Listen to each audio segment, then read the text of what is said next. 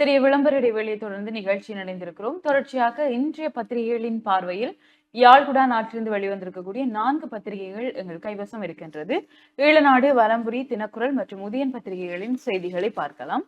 முதலில் ஈழநாட்டு பத்திரிகையின் பிரதான செய்தியாக, இன்று மாலை கொழும்புக்கு வருகிறார் இந்திய பிரதமர், அவருடன் உயர்மட்ட குழுவும் வருகிறது. ஜனாதிபதி அனுரகுமார் திசாநாயக்கவின் அழைப்பின் பேரில் இந்திய பிரதமர் நரேந்திர மோடி 3 நாள் உத்தியோகபூர்வ விஜயம் மேற்கொண்டு இன்று மாலை இலங்கைக்கு வருகிறார். விரிவாக பார்க்கையில், இலங்கைக்கும் இந்தியாவிற்கும் இடையிலான 100 ஆண்டு நட்புறவின் வளமான எதிர்காலத்திற்கான உறுதிப்பாடு என்ற எண்ணக்கருவை மீண்டும் உறுதிப்படுத்தும் வகையில் இந்திய பிரதமர் நரேந்திர மோடியுடன் இந்த விஜயத்தில் இந்திய வெளிவிவகார அமைச்சர் எஸ் ஜெயசங்கர் உள்ளிட்ட உயர்மட்ட இந்திய குழுவும் இணைந்துள்ளது. அத்துடன் இந்திய பிரதமருக்கான உத்தியோகபூர்வ வரவேற்பு நிகழ்வு நாளை காலை கொழும்பில் உள்ள சுதந்திர சதுக்கத்தில் நடைபெற உள்ளது. இந்திய பிரதமர் நரேந்திர மோடி ஜனாதிபதி அனுரகுமார திசாநாயக்கவுடன் இருதரப்பு பேச்சுவார்த்தைகளில் ஈடுபட உள்ளதோடு இருதரப்பு பிரதிநிதிகளுக்கு இடையிலான சந்திப்பிலும் கலந்து கொள்ள திட்டமிட்டுள்ளார்.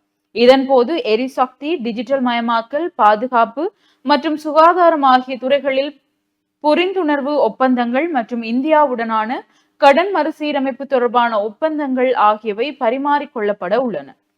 இந்திய ஒத்துழைப்புடன் மேற்கொள்ளப்படும் சம்பூர் சூரிய மின் உற்பத்தி நிலைய திட்டம் ஆரம்பிப்பும், வெப்பநிலை மற்றும் ஈரப்பதத்தை கட்டுப்படுத்தக்கூடிய 5000 மெட்ரிக் டன் தம்புள்ளை களஞ்சிய வளாகத்தில் நிர்மாணமும், 5000 மதத்தலங்களின் கூரைகளில் சூரிய மின்கலங்களை நிறுவும் திட்டம் என்பன இந்திய பிரதமர் நரேந்திர மோடி ஆன்லைன் ஊடாக ஆரம்பித்து வைக்க உள்ளார்.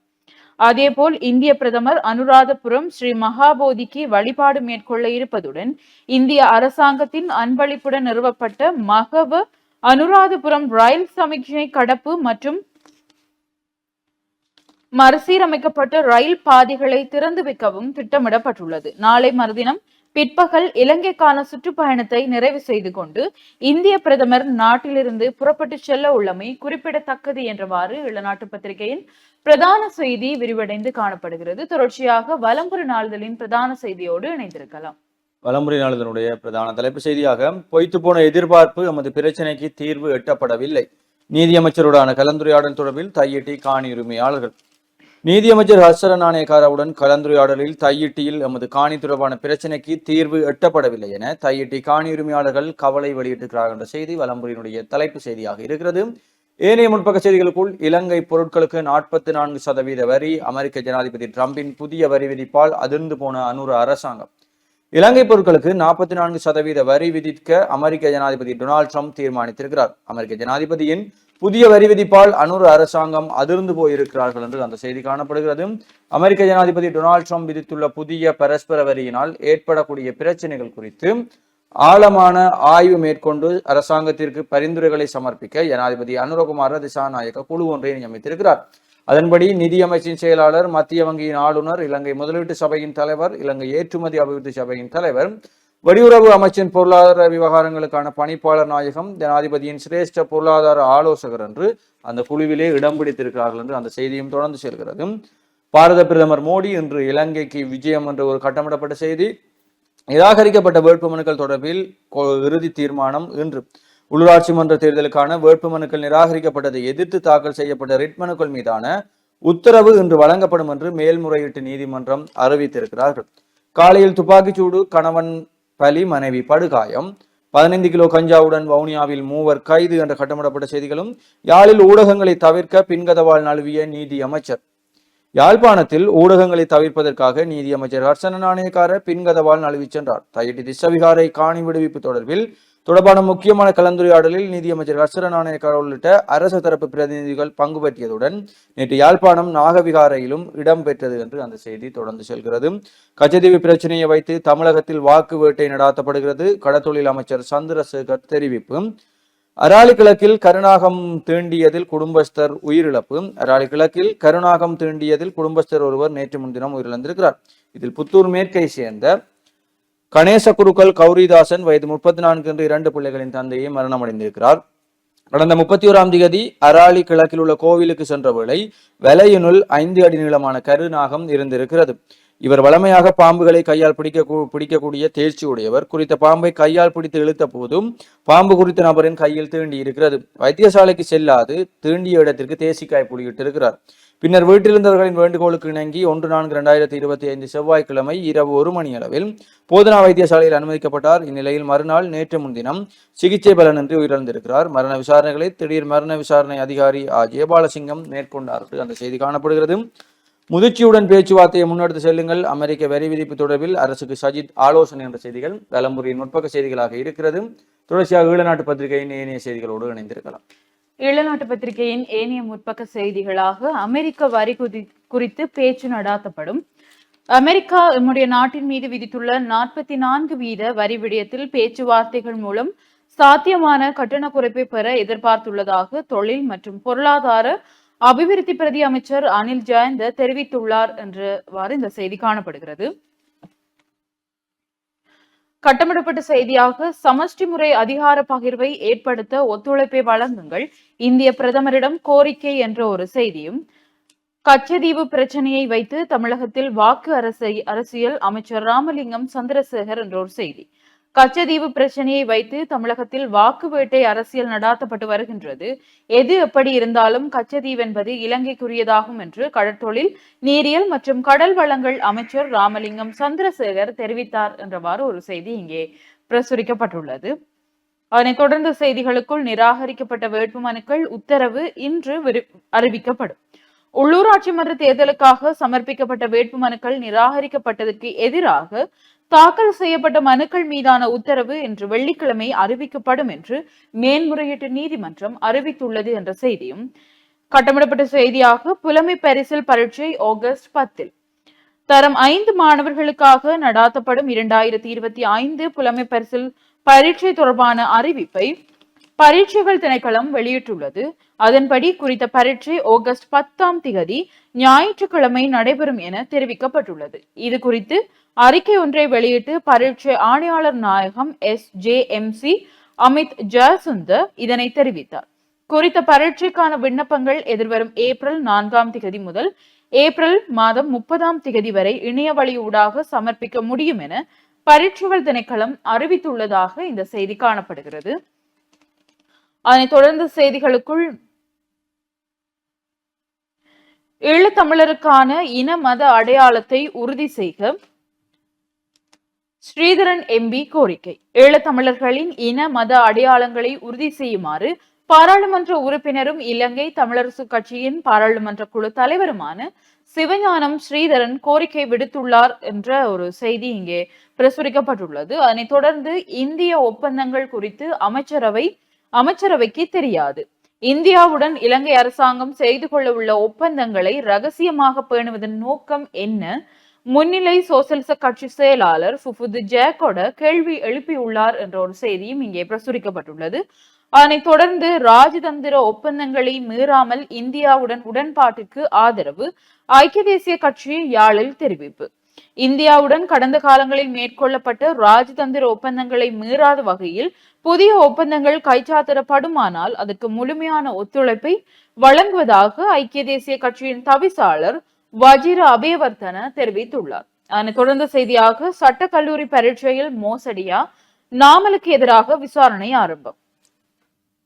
பாராளுமன்ற உறுப்பினர் நாமல் ராஜபக்ஷ சட்டக்கல்லூரி பரீட்சைக்கு மோசடியாக தோற்றியதாக கூறப்படும் குற்றச்சாட்டுகள் குறித்து விசாரணையை தொடங்கியுள்ளதாக குற்றப்புலனாய்வு துறை நேற்று வியாழக்கிழமை கொழும்பு நீதவான் நீதிமன்றத்திற்கு தெரிவித்துள்ளது. லஞ்சம் மற்றும் ஊழலுக்கு எதிரான குடிமக்கள் அதிகாரத்தால் அளிக்கப்பட்ட முறைப்பாட்டின் அடிப்படையில் இந்த விசாரணை தொடங்கப்பட்டுள்ளது. இலங்கை சட்டக்கல்லூரி தேர்வுகளின் போது நாமல் ராஜபக்ஷ மோசடி நடவடிக்கைகளில் ஈடுபட்டாரா என்பது குறித்து கவனம் செலுத்துவதாக புலனாய்வு பிரிவு தெரிவித்துள்ளது. கூற்றுக்களை சரிபார்க்கும் முயற்சிகளில் ஒரு பகுதியாக புலனாய்வாளர்கள் நிறுவனத்தின் அதிகாரப்பூர்வ பதிவுகளை ஆய்வு செய்ய தொடங்கியுள்ளனர் என்றும் புலனாய்வு பிரிவு கூறியுள்ளது. சமர்ப்பிப்புகளை கருத்தில் கொண்டு நீதிமன்றத்தில் முன்னேற்ற அறிக்கை சமர்ப்பிக்குமாறு கொழும்பு தலைமை நீதவான் தனுஜா லக்மாலி CIDக்கு உத்தரவிட்டுள்ளார் என்றவாறு இந்த செய்தி காணப்படுகிறது. இவைதான் ஈழநாட்டு பத்திரிகையின் முற்பக்க செய்திகள். தொடர்ச்சியாக உட்பக்க செய்திகளை பார்க்கின்ற பொழுது யாழ்ப்பாணம் கச்சேரி பகுதியில் கார் மற்றும் ஹெப் வாகனம் மோதி விபத்து என்ற புகைப்படம் தாங்கிய செய்தி ஒன்று யாழ்ப்பாணம் கச்சேரிக்கு முன்பாக நேற்று இடம்பெற்ற விபத்தில் 2 வாகனங்கள் சேதமடைந்துள்ளன. நேற்று மதியம் கச்சேரிக்கு அண்மித்த பகுதியில் நிறுத்தி வைக்கப்பட்டிருந்த கார் மீது சாவகச்சேரியிலிருந்து யாழ்ப்பாணம் நோக்கி வந்த ஹெப் ரக வாகனம் ஒன்று மோதி விபத்து சம்பவித்துள்ளது. எனினும் எவருக்கும் காயம் எதுவும் ஏற்படவில்லை. சாரதியின் தூக்க கலக்கம் காரணமாக விபத்து சம்பவித்துள்ளதாக தெரிவிக்கப்படுகிறது. விபத்து குறித்தான விசாரணைகளை யாழ்ப்பாணம் போலீசார் மேற்கொண்டு வருகின்றனர் என்றவாறு இந்த செய்தி காணப்படுகிறது. அதனைத் தொடர்ந்து பேருந்து மற்றும் ஓட்டோ விபத்து, பெண்ணொருவர் உயிரிழப்பு. தனியார் பேருந்து ஓட்டோவை மோதிய விபத்தில் பெண்ணொருவர் உயிரிழந்துள்ளார். இதில் 3 படுகாயம் அடைந்துள்ளனர். கண்டி யாழ்ப்பாணம் ஏனாயின் பிரதான வீதியின் ஹெக்கிராவு தும்புரிய நகர் பகுதியில் இந்த விபத்து இடம்பெற்றுள்ளது. இதில் ஹெக்கிராவையைச் சேர்ந்த 39 வயது பெண்ணே இவ்வாறு உயிரிழந்துள்ளார். காயமடைந்தவர்களில் பாடசாலை மாணவிகள் 2 முச்சக்கர வண்டியின் சாரதியும் உள்ளடங்குவர் என்று போலீசார் குறிப்பிட்டுள்ளனர். விபத்துடன் தொடர்புடைய பேருந்தின் சாரதி கைது செய்யப்பட்டுள்ளார் என்றவாறும் இந்த செய்தி காணப்படுகிறது. 15 கிலோ கஞ்சா வவுனியாவில் மீட்பு. வவுனியாவில் 15 கிலோ கஞ்சா விசேட அதிரடிப்படையினரால் மீட்கப்பட்டுள்ளது. 3 கைது செய்யப்பட்டுள்ளதாக நெழுக்குளம் போலீசார் நேற்று தெரிவித்துள்ளனர் என்றவாறு இந்த செய்தி தொடர்ந்து செல்கிறது. தொடர்ச்சியான செய்திகளுக்குள் 30 லட்சம் வாக்காளர்கள் அட்டைகள் அச்சிடப்பட்டன என்ற ஒரு செய்தி. எதிர்வரும் உள்ளூராட்சி மன்ற தேர்தலுக்கு தேர்தல் திணைக்களம் 1,80,00,000 வாக்காளர் அட்டைகளை கோரிய நிலையில் 30 லட்சம் வாக்காளர் அட்டைகள் அச்சிடப்பட்டுள்ளன என்றவாறு இந்த செய்தி காணப்படுகிறது. தபால் மூல வாக்களிப்பதற்கு 7 லட்சம் பேர் விண்ணப்பம் என்ற செய்தியும். தமிழ் முஸ்லிம் மாணவர்கள் புறக்கணிக்கப்படுகின்றனர், வவுனியா பல்கலை மீது குற்றச்சாட்டு. வவுனியா பல்கலைக்கழகத்தில் தமிழ் முஸ்லிம் மாணவர்கள் புறக்கணிக்கப்படுகின்றனர் என்று குற்றம் சாட்டப்பட்டுள்ளது. வவுனியா பல்கலைக்கழகத்தில் மூவின மாணவர்களும் கற்கும் நிலையில் தமிழ் முஸ்லிம் மாணவர்கள் பல்கலைக்கழக மாணவர் நிகழ்ச்சி திட்டங்களில் புறக்கணிக்கப்படுகின்றார் என்று குற்றம் சாட்டப்பட்டுள்ளது. தற்போது பல்கலைக்கழக விளையாட்டுப் போட்டி இடம்பெற்று வரும் நிலையில் அனைத்து விளையாட்டு நிகழ்வுகளிலும் தமிழ் மற்றும் முஸ்லிம் மாணவர்கள் முழுமையாக புறக்கணிக்கப்பட்டுள்ளனர் என்று கூறப்படுகின்றது. இது விடயத்தில் வவுனியா பல்கலைக்கழக நிர்வாகம் கவனம் செலுத்த வேண்டும் என்றும் கோரிக்கை முன்வைக்கப்பட்டுள்ளதாக இந்த செய்தி காணப்படுகிறது. அதனைத் தொடர்ந்து போத்தல் குடிதண்ணீருக்கு சில்லறை விலை நிர்ணயம். போத்தலில் அடைக்கப்பட்ட குடிதண்ணீருக்கான அதிகபட்ச சில்லறை விலையை நிர்ணயம் செய்ய வர்த்தமானி அறிவித்தல் வெளியானது. நுகர்வோர் விவகார அதிகார சபை இந்த வர்த்தமானி அறிவித்தலின்படி 500 தொடக்கம் 999 மில்லி லிட்டர் 70 ரூபாயாகவும், 1000 தொடக்கம் 1499 மில்லி லிட்டர் 100 ரூபாவாகவும், 1500 தொடக்கம் 1999 லிட்டர் 130 ரூபாவாகவும், 2000 தொடக்கம் 2499 ரூபாய் 2499 மில்லி லிட்டர் ரூபாய் 160ஆகவும், 5000 தொடக்கம் 6999 மில்லி லிட்டர் 350 ரூபாவாகவும் அறிவிக்கப்பட்டுள்ளது என்று இந்த செய்தி காணப்படுகிறது. அதனைத் தொடர்ந்து மன்னாரில் சுகாதார சீர்கேட்டுடன் உணவுப் பொருட்கள் தயாரிப்பு வைத்திய அதிகாரி தலைமையிலான குழுவினர் அதிரடி நடவடிக்கை என்று அந்த உணவுகளின் புகைப்படம் தாங்கிய செய்தி ஒன்று இங்கே பிரசுரிக்கப்பட்டுள்ளது. விரிவாக பார்க்கையில் மன்னார் மூர்வீதி பகுதியில் உள்ள பாழடைந்த வீடு ஒன்றில் மனித பாவனைக்கு உதவாத வகையில் சுகாதார சீர்கேடுகளுடன் உணவுப் பொருட்கள் தயாரிக்கப்பட்டு மன்னாரில் உள்ள உணவகங்களுக்கு விற்பனைக்காக வழங்கப்பட்டு வந்த நிலையில் குறித்த உணவு தயாரிக்கும் பாலடைந்த வீட்டை நேற்று முன்தினம் புதன்கிழமை மன்னார் நகர சுகாதார வைத்திய அதிகாரி வைத்தியர் ரூபன் லெம்ஃபர்ட் தலைமையிலான குழுவினர் சுற்றி வளைத்துள்ளனர். மன்னார் மூர்வீதியில் மக்கள் வசிக்க முடியாத நிலையில் காணப்பட்ட குறித்த வீட்டில் பெருமளவிலான உணவுப் பொருட்கள் தயாரிக்கப்பட்டமை கண்டுபிடிக்கப்பட்டது. உணவு பாதுகாப்பு சட்டத்திற்கு முரணாக குறித்த வீட்டில் உணவுப் பொருட்கள் தயாரிக்கப்பட்டன. விசாரணைகளை மேற்கொண்ட மன்னார் நகர சுகாதார வைத்திய அதிகாரி தலைமையிலான குழுவினர் அங்கிருந்த மனித பாவனைக்கு உதவாத வகையில் தயாரிக்கப்பட்ட உணவுப் பொருட்களை கைப்பற்றியுள்ளனர். இவ்வாறு கைப்பற்றப்பட்ட ஒரு தொகுதி உணவுப் பொருட்களை நீதிமன்றத்திற்கு அனுமதி பெற்று அளிக்க நடவடிக்கை மேற்கொண்டு வருவதாக, எவ்வித அனுமதியுமின்றி மனித பாவனைக்கு உதவாத வகையில் உணவு தயாரித்த குறித்த நிலையத்தின் உரிமையாளருக்கு எதிராக வழக்கு தாக்கல் செய்ய நடவடிக்கை மேற்கொண்டுள்ளதாகவும் மன்னார் நகர சுகாதார வைத்திய அதிகாரி வைத்தியர் ரூபன் லெம்பர்ட் தெரிவித்துள்ளார் என்றவாறு இந்த செய்தி காணப்படுகிறது. உளவு இயந்திரம் மூலம் கரைவலை இழுக்க அனுமதி வழங்க கோரி ரகசிய கடிதம் ஆழியவளையில் முருகல் நிலை என்று நாங்கள் இலவே வலம்புரி நாளிதழில் பார்த்த செய்தி. தொடர்ச்சியாக கட்டமிடப்பட்ட செய்தியாக ஓட்டிசம் பாதிக்கும் குழந்தைகள் எண்ணிக்கை நாட்டில் அதிகரிக்கின்றது என்ற செய்தியும் 675 கிலோ பீடி இலைகளுடன் சந்தேக நபர் ஒருவர் கைது என்ற செய்தியும் இங்கே பிரசுரிக்கப்பட்டுள்ளது. அதனைத் தொடர்ந்து செய்திகளுக்குள் அனுராதபுரம் விபத்து யாழ்வாசி காலை இழந்தார் என்ற ஒரு செய்தி. ஏனாயின் வீதி அனுராதபுரத்தில் நேற்று முன்தினம் இடம்பெற்ற விபத்தில் யாழ்ப்பாணத்தை சேர்ந்த ஒருவர் அவருடைய காலை இழந்துள்ளார். சாவகச்சேரியைச் சேர்ந்த 44 வயது நபரே இவ்வாறு விபத்தில் காலை இழந்தவர் ஆவார்.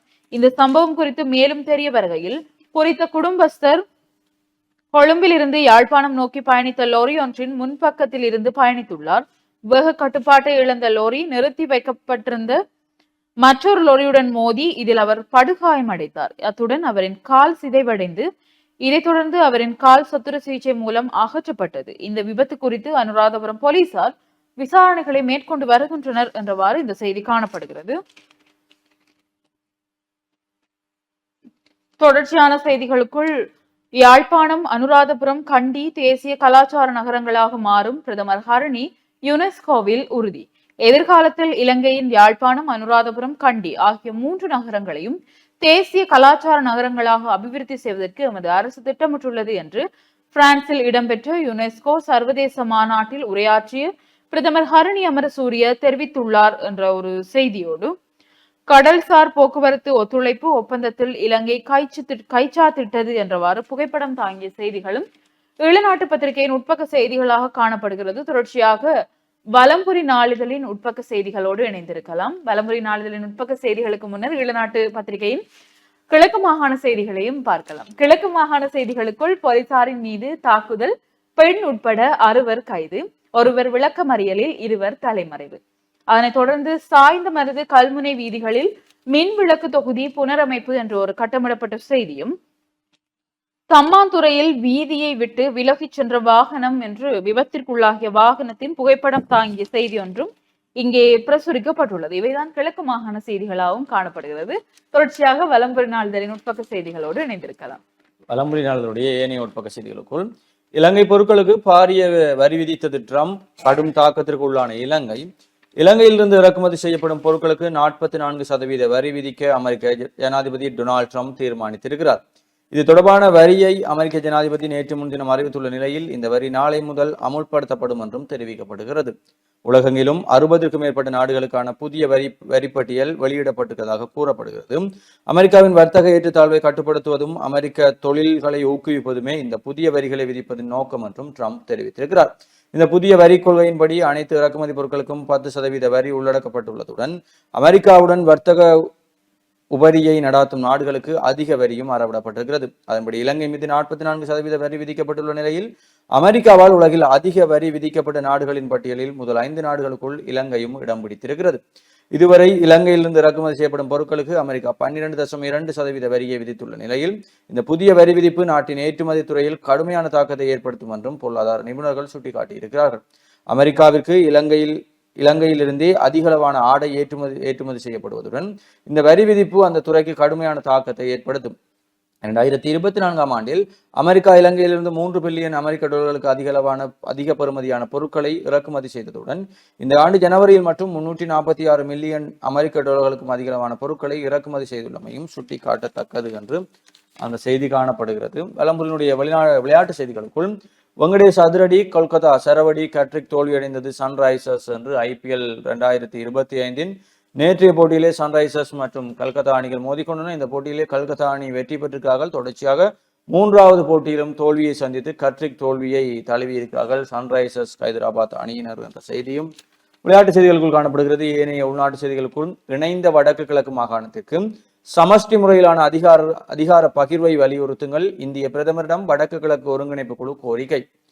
இணைந்த வடக்கு கிழக்கு மாகாணத்துக்கு மீளப்பெற முடியாத சமஷ்டி முறையிலான அதிகார பகிர்வை ஏற்படுத்த பெருமதிமிக்க ஒத்துழைப்பை வழங்குமாறு வடக்கு கிழக்கு ஒருங்கிணைப்பு குழு கோரிக்கை விடுத்திருக்கிறார்கள் என்று அந்த செய்தியும், பூநகரி பிரதேச செயலகத்தினால் நடாத்தப்பட்ட மன்றங்களுக்கு இடையிலான நடன போட்டியில் சரவண பொய்கையின் நுண்கலை கூடம் பிரிவு 1 கிராமிய நடனத்தில் முதலிடம் பெற்றிருக்கிறார்கள் என்று அந்த குழுவினருடைய புகைப்படம் தாங்கிய செய்தியும் காணப்படுகிறது.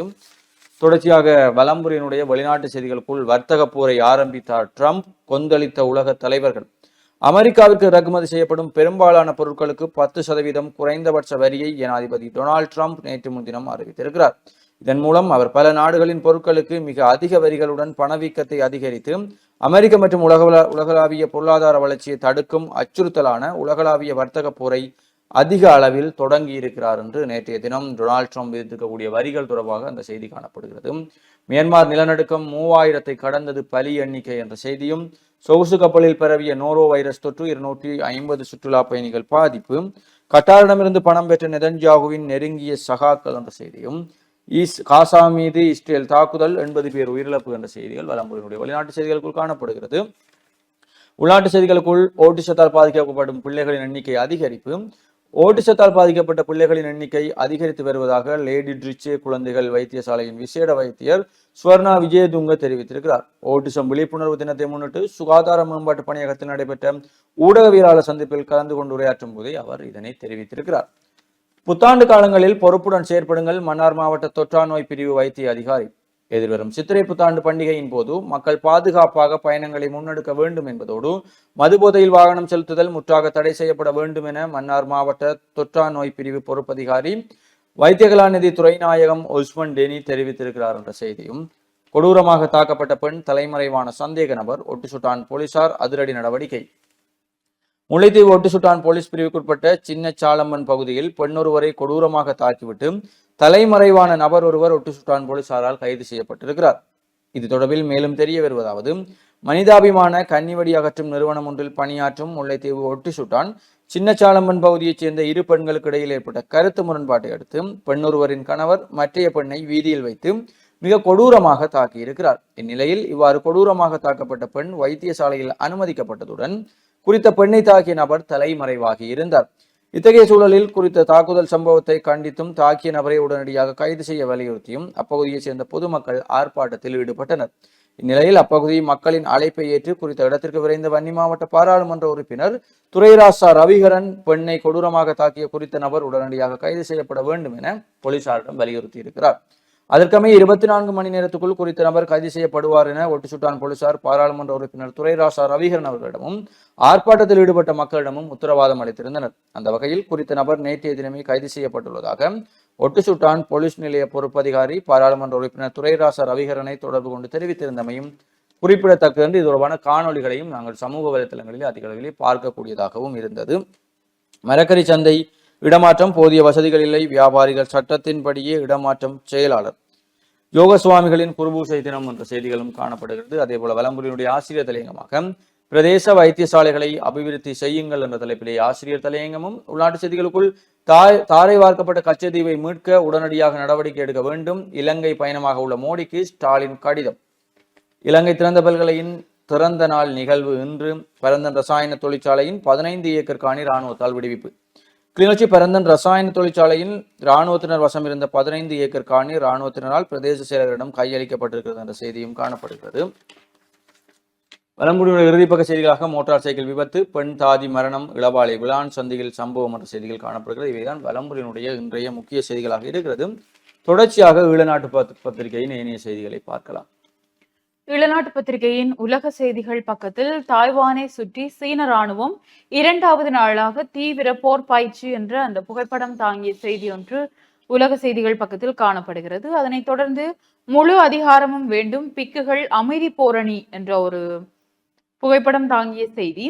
மகாபோதி கோவில் நிர்வாக குழுவில் இருந்து இந்துக்களை நீக்க கோரி பிக்குகள் அமைதி பேரணி நடாத்தினர். இந்தியாவின் பீகார் மாநிலம் புத்தஹஜாவில் உள்ள மகாபோதி கோவிலை நிர்வகிக்க மகாபோதி கோவில் சட்டத்தை 1949ஆம் ஆண்டு பீகார் மாநில அரசு இயற்றியது. இந்த சட்டத்தின்படி மகாபோதி கோவிலில் நிர்வாக குழுவில் பௌத்தர்கள் மற்றும் இந்துக்கள் தலா 4 பேரை பீகார் அரசு நியமித்திருந்தது.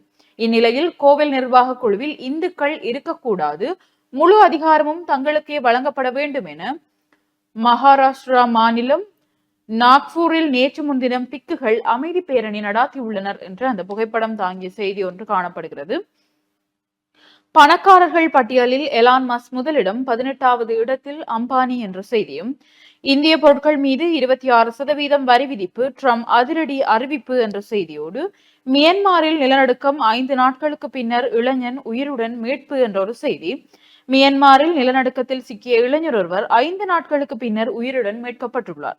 மியன்மாரில் கடந்த 28ஆம் தேதி வெள்ளிக்கிழமை பயங்கர நிலநடுக்கம் ஏற்பட்டது. ரிக்டர் அளவில் 7.7 ஆக பதிவான இந்த நிலநடுக்கம் தலைநகர் நெபிடாவ், மாண்டேலா ஆகிய நகரங்களில் பெரும் பாதிப்பை ஏற்படுத்தி இருந்தது. நிலநடுக்கத்தால் கட்டடங்கள் இடிந்து தரைமட்டமாகின. இந்த நிலநடுக்கத்தில் சிக்கி இதுவரை 3000 பேர் உயிரிழந்துள்ளனர் எனவும் 4521 பேர் காயமடைந்துள்ளனர் என்றும் 441 பேரை காணவில்லை என்றும் தெரிவிக்கப்பட்டுள்ளது. இந்த நிலையில் மீட்பு பணிகள் துரிதமாக நடைபெற்று வருகின்றன. கட்டட இடிபாடுகளுக்குள் சிக்கி உயிரிழந்தவர்களின் உடல்களும் மீட்கப்பட்டு வருகின்றது. நிலநடுக்கம் ஏற்பட்டு 5 நாட்கள் ஆன நிலையில் நேற்று முன்தினம் நடைபெற்ற மீட்பு பணியின் போது கட்டிட இடிபாட்டுக்குள் சிக்கி இளைஞர் ஒருவர் உயிருடன் மீட்கப்பட்டுள்ளார். தலைநகர் நேபிடாவில் நேற்று முன்தினம் அதிகாலை 12:30 மணியளவில் நடைபெற்ற மீட்பு பணியின் போதே 26 வயது இளைஞன் உயிருடன் மீட்கப்பட்டார். நிலநடுக்கத்தின் போது இடிந்து விழுந்த ஹோட்டல் கட்டடத்தின் இடிபாடுகளுக்குள் சிக்கிய இளைஞனை 5 நாட்களுக்கு பின்னர் மீட்பு குழுவினர் உயிருடன் மீட்டுள்ளனர் என்றவாறு உலக செய்திகள் பிரசுரிக்கப்பட்டுள்ளது. அதனைத் தொடர்ந்த இறுதிப்பக்க செய்திகளுக்குள் அமெரிக்காவின் புதிய வரி பரிந்துரைகளை பெறுவதற்காக குழுவை நியமித்தார் ஜனாதிபதி என்ற ஒரு செய்தியும், துப்பாக்கிகளை மீள வழங்காத 42 பேர் தொடர்பில் விசாரணை அரசாங்கம் அறிவிப்பு என்ற செய்தியுடன், சிறுவன் மீது பாலியல் குற்றம், குற்றவாளிக்கு 7 வருட கடூழியம். 8 வயது சிறுவனை பாலியல் துன்புறுத்தலுக்கு உட்படுத்தியவருக்கு 7 ஆண்டுகள் கடூழிய சிறை தண்டனை விதித்து திருகோணமலை மேல் நீதிமன்ற நீதிபதி NM அப்துல்லா தீர்ப்பளித்துள்ளார். நேற்று முன்தினம் இவ்வாறு தண்டனை விதிக்கப்பட்டவர் கிண்ணியா கட்டையாரை சேர்ந்த 38 வயது நபராவர். கடந்த 2015 மே 30ஆம் தேதி மதராசாவிற்கு சென்று கொண்டிருந்த சிறுவனை பலவந்தமாக இழுத்துச் சென்று அவரை பாலியல் துன்புறுத்தலுக்கு உட்படுத்தினார் என்று போலீஸ் முறைப்பாட்டில் தெரிவித்துள்ளனர்.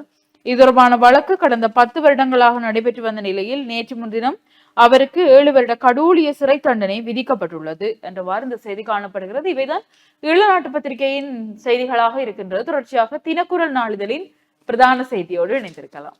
தினக்குரல் நாளிதழுடைய பிரதான தலைப்பு செய்தியாக, தீர்வின்றி முடிந்த தையிட்டி கூட்டம், இடைநடுவில் நழுவிய நீதி அமைச்சர், விட்டுக் கொடுப்புக்கு இடமில்லை, காணி உரிமையாளர்கள் தெரிவிப்பு, 600 சிங்கள குடும்பங்களை மீள்குடியேற கோரும் பௌத்த காங்கிரஸ் என்று அந்த செய்தி காணப்படுகிறது. நேற்றைய தினம் தையிட்டி விவகாரம் தொடர்பாக நீதி அமைச்சர் மற்றும் அந்த பிரதேச மக்களுக்கு இடையிலே நடைபெற்றக்கூடிய இந்த கூட்டம் தொடர்பான செய்திகள் தினக்குரலுடைய பிரதான தலைப்பு செய்தியாக இருக்கிறது.